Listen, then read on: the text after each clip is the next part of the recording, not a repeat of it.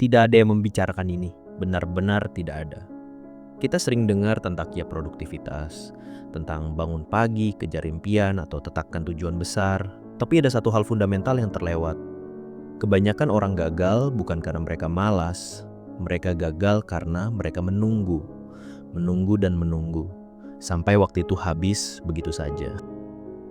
Menunggu kejelasan, menunggu vibe yang sempurna, waktu yang tepat, mood yang pas. Mungkin kamu pernah merasakannya. Nanti deh kalau lagi semangat. Minggu depan aja kalau jadwalnya longgar. Besok pas saya udah siap. Berita penting, momen itu tidak akan datang. Motivasi itu tidak muncul seperti GoFood atau GrabFood. Dia tidak akan membunyikan bel rumah kamu dengan playlist "Ayo semangat" dan secangkir kopi. Dia tidak tiba-tiba mengetuk pintu dan berkata, "Oke, ayo, mulai." Tidak. Motivasi itu muncul setelah kamu bergerak, setelah keringat bercucuran, setelah keraguan, setelah kamu berani memulai.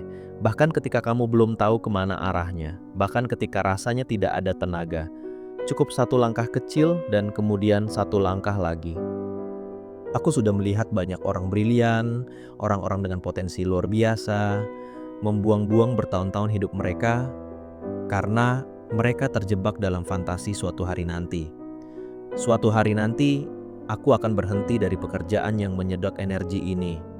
Suatu hari nanti, aku akan pergi ke terapi, mencari bantuan untuk beban yang aku pikul.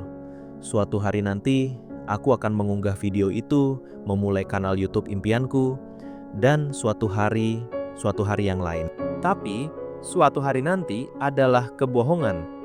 Kebohongan manis yang kita katakan pada diri sendiri agar kita tidak harus merasakan pedihnya hari ini. Pedihnya menghadapi ketidakpastian, pedihnya mengambil risiko, pedihnya mengakui bahwa kita menginginkan lebih.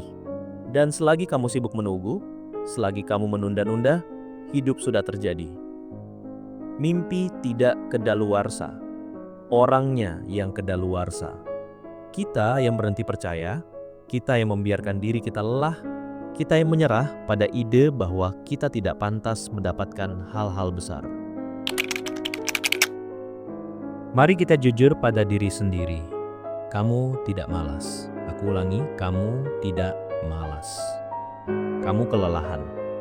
Kelelahan karena memikul mimpi-mimpi yang kamu yakinkan pada diri sendiri bahwa kamu tidak pantas mendapatkannya.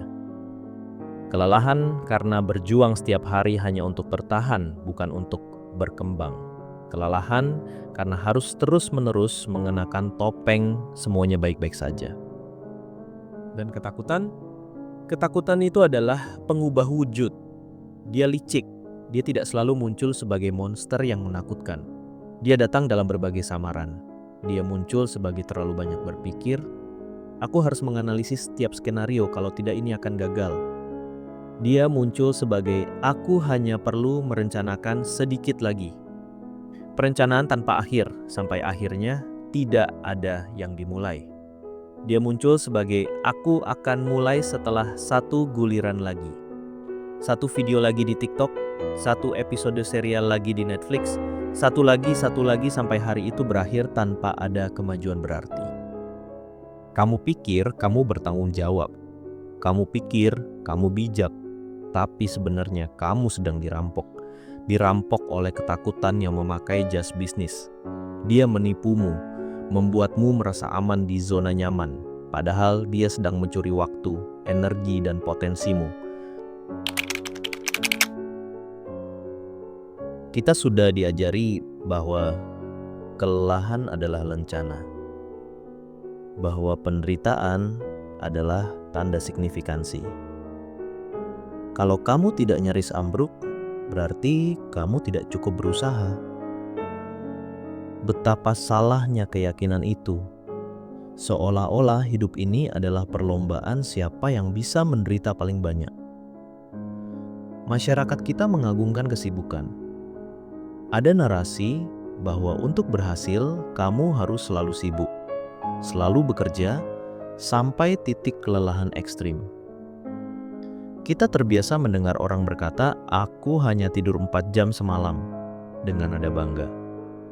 Seolah-olah itu adalah bukti kerja keras. Bukan bukti bahwa mereka sedang membakar diri sendiri. Tapi coba tebak, kamu tidak berutang breakdownmu kepada siapapun. Kamu tidak harus hancur lebur untuk membuktikan nilaimu. Kamu tidak harus sakit-sakitan untuk menunjukkan bahwa kamu serius. Kesehatan mental dan fisikmu itu penting. Lebih penting dari semua lencana kelelahan yang selama ini kamu kira harus kamu pakai.